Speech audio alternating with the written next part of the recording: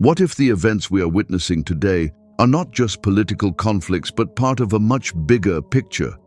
What if centuries ago we received hints about the fire rising in the skies, the collapsing economies, and the growing food crisis?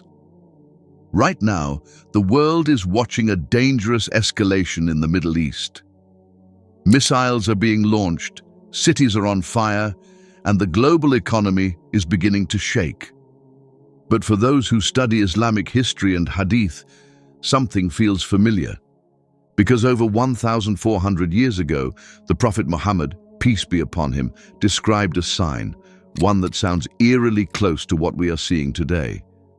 A narration attributed to Hazrat Khalid bin Madan mentions that the Prophet, peace be upon him, said, "If you see a column of fire from the east in the month of Ramadan in the sky, then prepare as much food as you can, for it is a year of starvation, famine."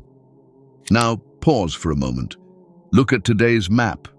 To the east of Saudi Arabia lies Iran, and recently, during the month of Ramadan, a major confrontation erupted in that exact region.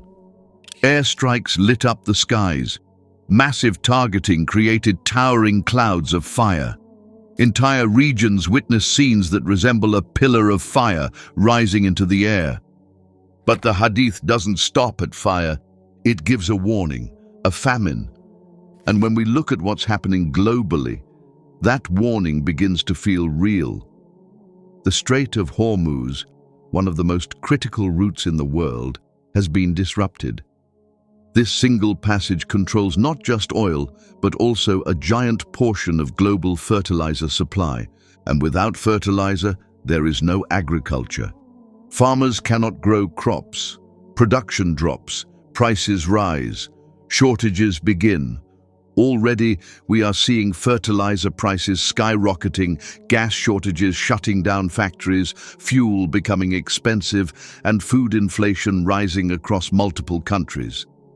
Experts are now warning that even a short disruption in supply chains could trigger a global food crisis lasting up to a year.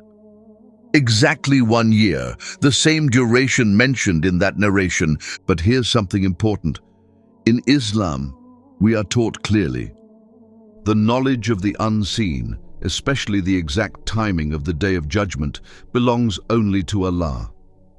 Also, many scholars claim that the chain of narration of this hadith is weak, hence it cannot be trusted blindly. However, this also does not negate the hadith completely. Whatever is happening right now does make us ponder upon the warning mentioned in it. The smoke is indeed related to the food crisis right now. Who have thought of it prior to this crisis in the Middle East? No one can say with certainty that this event is that exact sign. But what we can do is reflect.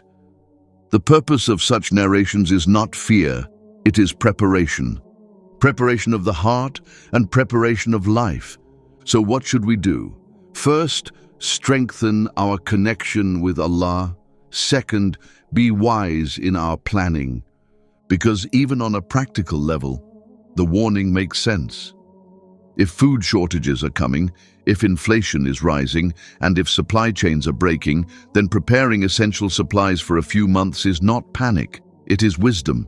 Stock basic necessities, manage finances carefully, and most importantly, stay grounded in faith. The era of binge-watching, investing time and money in lavish vacations, engaging in late-night conversations, and a myriad of other activities has come to an end. It is now the moment to dedicate every moment to nurturing our relationship with Allah, while also conserving our resources or gathering supplies that we believe will assist us if we find ourselves at home for an extended period. Because whether this is the sign or just a glimpse of what's coming, one thing is certain: the world is changing. And those who can see through the events unfolding right now and understand that these are certainly the signs of end times will be the ones who endure.